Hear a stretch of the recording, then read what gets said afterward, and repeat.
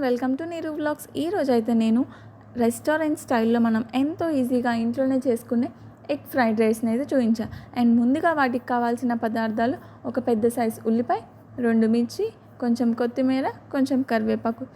And ఉల్లిపాయని, మిర్చిని, కొత్తిమీరని ఇవన్నీ కూడా చిన్న ముక్కలుగా అయితే కట్ చేసి పెట్టుకోండి. అండ్ నేను అల్లం వెల్లుల్లి పేస్ట్ కూడా రెడీగా అయితే నూరి పెట్టుకున్నా. అండ్ మీరు కూడా పెట్టుకోండి.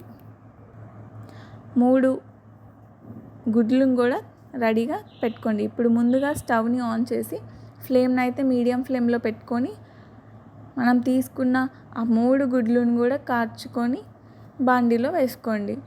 అండ్ అవి కొంచెం ఫ్రై అయిన తర్వాత నేను వీడియోలో చూపించినట్లు చిటికెడు పసుపుని, చిటికెడు ఉప్పుని అయితే యాడ్ చేసి ఒకసారి మొత్తాన్ని కూడా బాగా మిక్స్ అయితే చేయండి.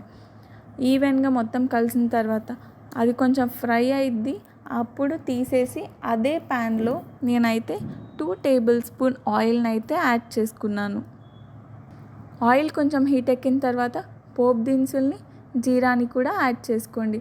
ముందుగా మనం కట్ చేసి పెట్టుకున్న ఆనియన్స్ని అండ్ మిర్చిని, ఈ రెండింటిని కూడా దాంట్లో యాడ్ చేసుకొని ఒకసారి మొత్తాన్ని కూడా బాగా అయితే మిక్స్ చేయండి.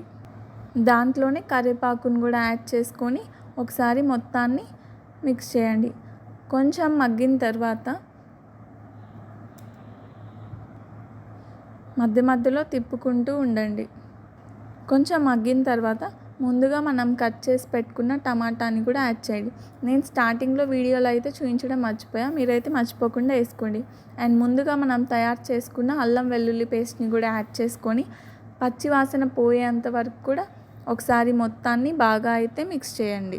అండ్ టొమాటో కూడా కొంచెం మగ్గిన తర్వాత 1 టేబుల్ స్పూన్ చిల్లీ పౌడర్ని, చిటికెడు పసుపుని, రుచికి తగినంత ఉప్పుని, అండ్ 1 టేబుల్ స్పూన్ ధనియాల పౌడర్ని, ఒక 1/2 టేబుల్ స్పూన్ గరం మసాలాని ఇవన్నీ కూడా యాడ్ చేసుకొని ఒకసారి మొత్తాన్ని కూడా బాగా అయితే మిక్స్ చేయండి. ఇప్పుడు ముందుగా రైస్ని కూడా ఉడికించి పెట్టుకోండి. నేనైతే ఈ వీడియోలో రైస్ని అయితే మీకు చూపించట్లేదు, మీరు కావాల్సినంత క్వాంటిటీ అయితే తీసుకోండి.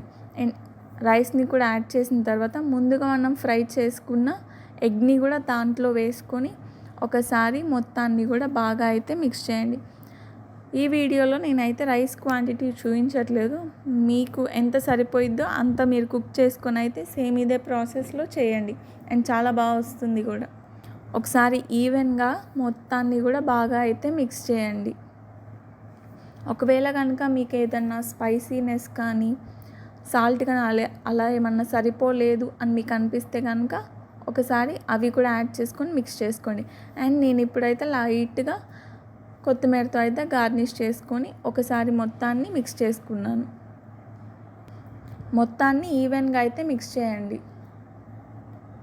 ఇంకంతే, ఎంతో ఈజీ అండ్ టేస్టీ రెస్టారెంట్ స్టైల్లో home made egg fried rice. And don't forget to like, share, comment and subscribe to my channel Neeru Vlogs.